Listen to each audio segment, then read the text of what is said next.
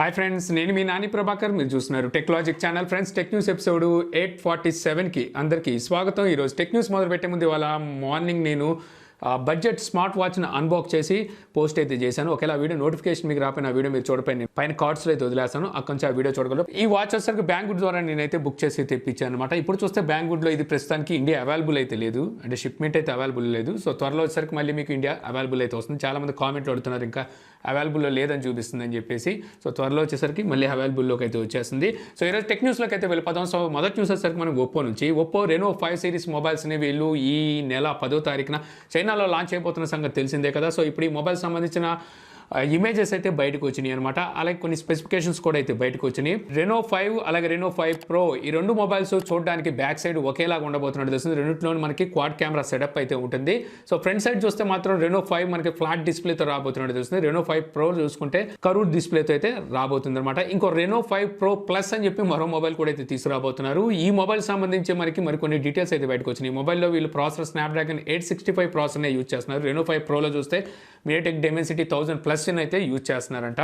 ఇక మనకు రెనో 5లో చూస్తే స్నాప్డ్రాగన్ 765 ప్రాసెసర్ అయితే యూజ్ చేస్తారని గతంలో మనకి ఆల్రెడీ సమాచారం అయితే ఉన్నదే కదా. ఇక అలాగే ఇప్పుడు మనకి రెనో 5 ప్రో ప్లస్, సో ఈ మొబైల్లో బ్యాక్ ప్యానల్ కింద వీళ్ళొసరికి ఎలక్ట్రోక్రోమిక్ తీసుకురాబోతున్నట్టు తెలుస్తుంది అనమాట. ఎలక్ట్రోక్రోమిక్ బ్యాక్ ప్యానల్ అంటే ఇంతకుముందు వివో అయితే దీన్ని డెమోకి అయితే తీసుకొచ్చింది. ఇది వచ్చరికి మన కలర్స్ అయితే షిఫ్ట్ అవుతూ ఉంటుంది అనమాట. మనం అటు ఇటు తిప్పినప్పుడు దీని కలర్స్ అయితే షిఫ్ట్ అవుతుంది. ఇంతకుముందు వచ్చేసరికి OnePlus కూడా ఒక కాన్సెప్ట్ 1 అని చెప్పేసి ఒక మొబైల్ని వీళ్ళు డెమోకి తీసుకొచ్చారు. అందులో కెమెరాస్ హైడ్ అవుతూ ఉంటాయి అనమాట. అందులో కూడా ఇదే టెక్నాలజీని అయితే యూజ్ చేశారు. ఇక ఈ మొబైల్లో చూస్తే మనకి బ్యాక్ సైడ్ కెమెరా కూడా మనకి క్వాడ్ కెమెరా సెటప్ ఉండబోతుంది అనమాట. కెమెరా మోడ్యూల్ అయితే మనకి కొంచెం డిఫరెంట్గా అయితే కనిపిస్తుంది. ఇక ఇందులో వచ్చేసరికి వీళ్ళు సోనీ IMX7 సిరీస్ సెన్సార్ని అయితే యూజ్ చేయబోతున్నట్టు తెలుస్తుంది. ఇది 50 మెగాపిక్సెల్ సెన్సార్ అయితే ఉండబోతుంది. సోనీ నుంచి మనం చూస్తే 686, 682 ఈ 64 మెగాపిక్సెల్ సెన్సార్ చూసాం కదా. ఇది 50 మెగాపిక్సెల్ సెన్సార్ అనమాట. 7 సిరీస్లో అయితే ఉండబోతున్నట్టు తెలుస్తుంది. ఇందులో ఇంకో మనకి 12 మెగాపిక్సెల్ టెలిఫోటో సెన్సార్ అయితే ఉంటుందంటే ఇది 2x ఆప్టికల్ జూమ్ అయితే సపోర్ట్ చేస్తుంది. మరొకసారికి 16 మెగాపిక్సెల్ వైడ్ యాంగిల్ సెన్సార్ అయితే ఉండబోతున్నట్టుగా ప్రస్తుతానికి వీటికి సంబంధించిన డీటెయిల్స్ అయితే ఉన్నాయి. ఇక వీటి ప్రైజెస్ కూడా స్టార్టింగ్ వేరియంట్ 34,000 రూపాయల నుంచి స్టార్ట్ అవుతాయి అన్నట్టుగా మనకి లీక్స్ అయితే చెప్తున్నాయి. సో నాకు 3 డేస్ నుంచి చాలా అంటే చాలా నీరసంగా ఉంది. సో కళ్ళు కూడా మూతలు పడిపోతున్నాయి. సో టెక్ న్యూస్ కొంచెం స్లోగా అనిపించినా, నీరసంగా చెప్తున్నట్టు అనిపించిన, సో క్షమించేయండి. సో తర్వాత చూసుకుందాం. సో తర్వాత చూస్తే మనకి నోకియా నుంచి నోకియా 5.4 ఈ మొబైల్ ఇప్పుడు FCCలో అయితే స్పాట్ అయిందనమాట. సో ఈ మొబైల్ రేర్ సైడ్ మనకి క్వాడ్ కెమెరా సెటప్తో రాబోతున్నట్టుకైతే తెలుస్తుంది. అలాగే 3.5 ఆడియో జాక్ కూడా అయితే వీళ్ళు రిమూవ్ అయితే చేయట్లేదు. సో చూడాలి మరి ఎప్పటికీ ఈ మొబైల్ తీసుకొస్తారనేది. లాస్ట్ టైం వీళ్ళు 5.3 తీసుకొచ్చినప్పుడు అందులో స్నాప్డ్రాగన్ 665 ప్రాసెసర్ అయితే యూజ్ చేశారు. మరి ఇందులో ఏ ప్రాసెసర్ వాడతారో చూడాలి.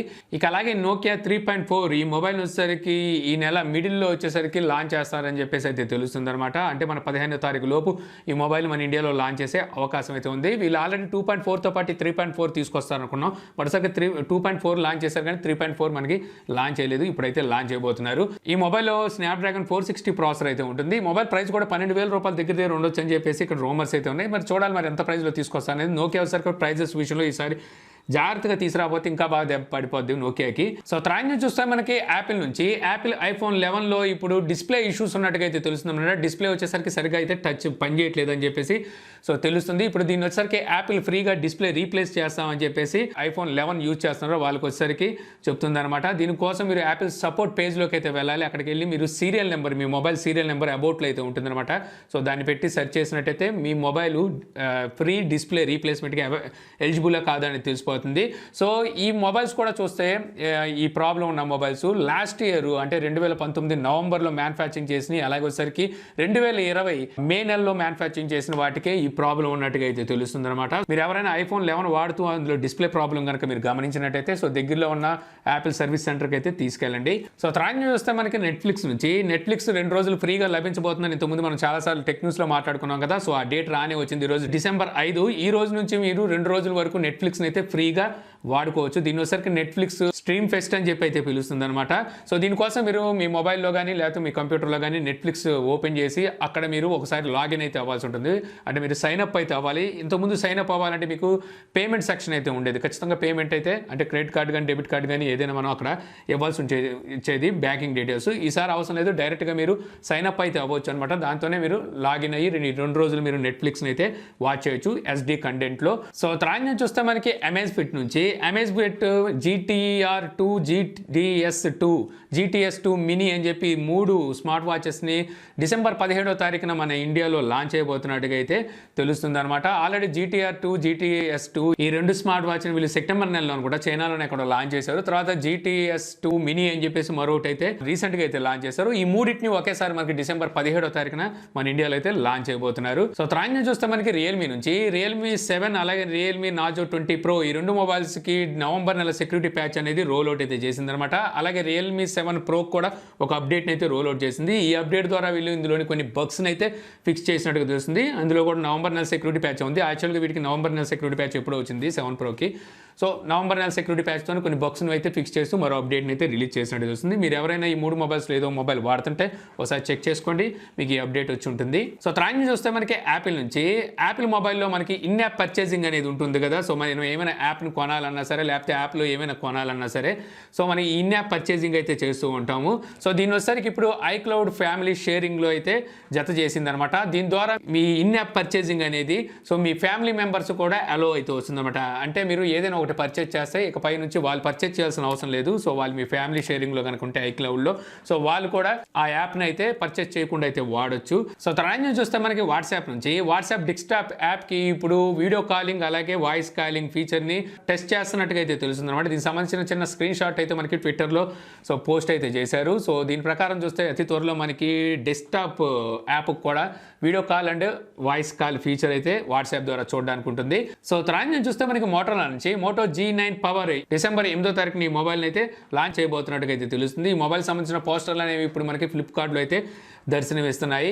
సో త్రాన్యం చూస్తే మనకి నాయిస్ నుంచి నాయిస్ ఈరోజు మన ఇండియాలో 6 ప్రోడక్ట్స్ని అయితే లాంచ్ చేసింది. ఇందులో వచ్చేసరికి నెక్ బ్యాండ్ ఇయర్ ఫోన్స్ అలాగే over to air head phones తర్వాత స్పీకర్ కూడా ఉంది. ఇందులో హెడ్ ఫోన్స్లో చూస్తే active noise cancellation head phones కూడా అయితే తీసుకొచ్చారు. దీని ప్రైస్ చూస్తే 5,499 రూపాయలకి ఈ హెడ్ ఫోన్స్ అయితే తీసుకొచ్చారు. ఇక నెక్ బ్యాండ్ ఇయర్ ఫోన్స్ అలాగే స్పీకర్స్ వీటి ప్రైజెస్ చూసినట్టయితే 799 రూపాయల కాడ నుంచి ఇంకా అలాగే 2,000 రూపాయల వరకు వీటి ప్రైజెస్ అయితే ఉన్నాయి. సో త్రాన్యం చూస్తే మనకి ట్విట్టర్ నుంచి ట్విట్టర్లో థ్రెడ్ కాన్వర్సేషన్ అయితే రీసెంట్గా ట్విట్టర్ అయితే తీసుకొచ్చింది కదా. ఏదైనా కాన్వర్సేషన్ ఉంటే దాని కింద తీగల్లాగా దేని కింద నుంచి ఏ కామెంట్ వెళ్ళింది అనేది అయితే మనకు కనిపిస్తూ ఉండేది. సో దీని మీద వచ్చేసరికి చాలా మంది యూజర్స్ ఫీడ్బ్యాక్ చాలా బ్యాడ్గా ఇచ్చినట్టుగా అయితే తెలుస్తుంది అనమాట. దీనివల్ల ఇప్పుడు ట్విట్టర్ వచ్చేసరికి దాన్ని అయితే తీసేసి మళ్ళీ పాత స్టైల్లోనే తీసుకొచ్చినట్టుగా తెలుస్తుంది.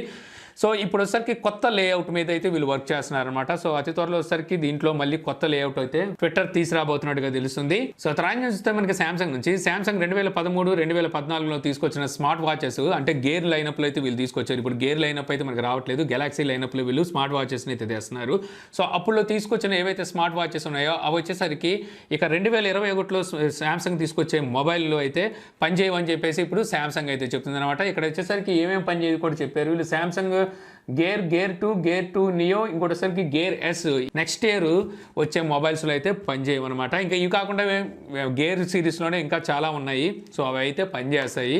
సో ఇవి మాత్రమే పనిచేయమని చెప్పి అయితే తెలుస్తుంది. సో సామ్సంగ్ కూడా చాలా తెలివితేటలు నేర్చుకుందనమాట. సో ఇవే పనిచేస్తే మళ్ళీ కొత్త కొనరని చెప్పేసి సో సామ్సంగ్ అయితే రాబోయే మొబైల్స్లో ఈ వాచెస్ పనిచేయకుండా చేస్తుంది.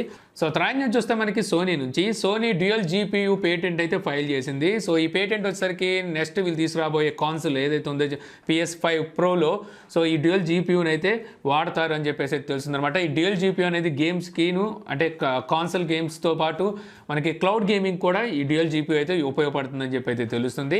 సో ఫైనల్లో చూస్తే మనకి గూగుల్ నుంచి గూగుల్ పిక్సెల్ XE అని ఒక కొత్త మొబైల్ని అయితే తీసుకురాబోతున్నట్టు తెలుస్తుంది. ఇంత ముందు వచ్చేసరికి వీళ్ళు ఎక్సెల్ లైనప్ని అయితే తీసుకొచ్చేవాళ్ళు, తర్వాత దాన్ని వచ్చేసరికి డిస్కంటిన్యూ చేశారు. ఇప్పుడు వచ్చేసరికి XE పేరు మీద వీళ్ళు మళ్ళీ కొత్త లైనప్ని అయితే ప్రవేశపెట్టబోతున్నట్టుగా అయితే తెలుస్తుంది అనమాట. దీనికి సంబంధించిన మనకి కొన్ని స్క్రీన్ షాట్స్ అంటే కొన్ని ఇమేజెస్ అయితే బయటకు వచ్చినాయి. ఇక్కడ వచ్చేసరికి పిక్సెల్ XE అని చెప్పేసి మనకి అబౌట్లో అయితే కనిపిస్తుంది. సో ఇంతే ఫ్రెండ్స్, నాకు ఈరోజు ఇంట్రెస్టింగ్ అనిపించిన టెక్ న్యూస్ వీడియో మీకు నచ్చింది అనుకుంటున్నాను. వీడియో కనుక మీకు నచ్చితే లైక్ చేసి షేర్ చేయగలరు. అలా యూట్యూబ్లో మా ఛానల్ని సబ్స్క్రైబ్ చేయకపోతే కింద మన ఛానల్ ఐకాన్ ఉంటుంది. సో దాని మీద క్లిక్ చేసి సబ్స్క్రైబ్ చేయగలరు. అలా మీ సలహాలు సందేహాలు ఏమంటే కింద కామెంట్ బాక్స్లో ఇవ్వగలరు. Thank you for watching.